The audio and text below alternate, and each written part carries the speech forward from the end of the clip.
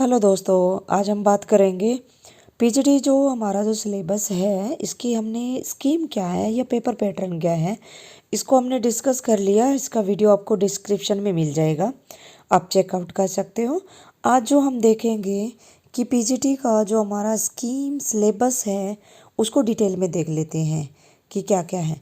तो जो जनरल आपकी इंग्लिश आनी है, जनरल इंग्लिश में आपको 10 नंबर के क्वेश्चन आने हैं। 10 नंबर के क्वेश्चन कौन से हैं? Reading comprehensive, word power, grammar and the uses. ये वाले जो 4 टॉपिक हैं जो इसमें से 10 नंबर के क्वेश्चन आने हैं, अच्छे से तैयारी कीजिए। नेक्स्ट हमारा जो हिंदी है, हिंदी में भी आपके 4 टॉपिक है। पहला है पठन कौशल, वही रीडिंग कॉम्प्रिहेंसिव, शब्द सामर्थ्य और व्याकरण और प्रयुक्ति। जो आपका इंग्लिश में है वो सेम हिंदी में है, तो बहुत अच्छा सिलेबस इनका दिया हुआ है। नेक्स्ट आपका है जनरल, आपका awareness, reasoning and proficiency in computer. तो यहाँ पे जो आपकी बताया गया है proficiency of computer, general awareness का 6 मंथ की मैगजीन उठा लीजिए। और रीजनिंग में भी कुछ मेंशन नहीं है पर लेकिन बहुत बेसिक ही टॉपिक आने हैं। कंप्यूटर में भी आपको बहुत बेसिक ही करना, लाइक द इसके जो सॉफ्टवेयर है, हार्डवेयर है और जो इसकी कीज़ है और जो बेसिक पार्ट होते हैं कंप्यूटर के, वही आपको करना है क्योंकि 5 नंबर के ही यहाँ पे आने वाला है। नेक्स्ट जो थर्ड पार्ट है जिसमें आपका दिया हुआ है perspective on education and the leadership, जिसमें आपका इसमें भी आपके सब पॉइंट दिए हुए हैं। तो सबसे पहला वाला है अंडरस्टैंडिंग द लर्नर। तो ये 15 नंबर का यहाँ पे आएंगे। तो इसमें क्या है कि concept of the growth, maturation and the development, principle and the debates of the development, development task and the challenges, यानी कि डेवलपमेंट से रिलेटेड आपको डिटेल में पढ़ लेना है। तो ये आपका साइकोलॉजी से रिलेटेड है जो 15 नंबर का आना है। नेक्स्ट पार्ट है जो आपका अंडरस्टैंडिंग द टीचिंग लर्निंग, ये भी आपका 15 नंबर का आएगा। इसमें क्या है कि theoretical perspective on the learning behaviour, cognitive और constructive with the special reference to the implication for role of the teacher, role of the learner, nature of the teacher and student relationship, choice of the teaching methods, classroom environment, understanding of the discipline of the power.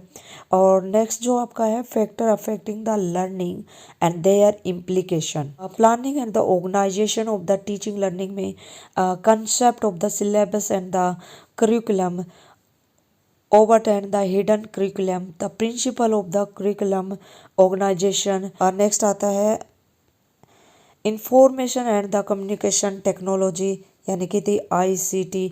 तो ये computer करते उसी में से आज आपका part हो जाएगा। बहुत ही अच्छा सिलेबस दिया हुआ है। एक एक आप टॉपिक लीजिए, उससे बाहर आउट ऑफ सिलेबस कुछ नहीं आएगा। की ऑफ द सक्सेस किसी भी कॉम्पिटिटिव एग्ज़ाम का है तो वो है आपका सिलेबस। और यहाँ पे पूरा डिटेल में आपको केंद्रीय विद्यालय का सिलेबस दिया हुआ है।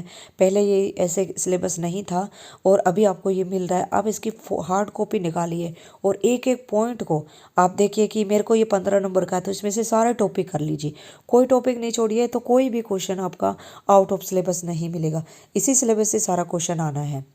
नेक्स्ट इसी में आता है आपका creating the conductive learning environment. ये एनवायरनमेंट से रिलेटेड है, कोई भी एक एनवायरनमेंट की आप बुक उठा लीजिए, उसमें से आपको पूरा सिलेबस मिल जाएगा। नेक्स्ट है school organisation and the leadership, ये 4 नंबर का, ये भी 4 नंबर का, दोनों 4-4 नंबर का है। अगर आपको सिलेबस ज़्यादा लग रहा है इन दोनों पार्ट को स्किप कर सकते हो, और ज़्यादा नंबर का है आप उस पर ज़्यादा फोकस करो ताकि आपको मार्क्स गेन कर सको। नेक्स्ट आपका है पर्सपेक्टिव इन एजुकेशन, इसमें स्पेशली एनईपी है। तो आपको पता है कि एनईपी अभी इसी बार इम्प्लीमेंट होगा और इससे रिगार्डिंग आपको क्वेश्चन जरूर आएगा।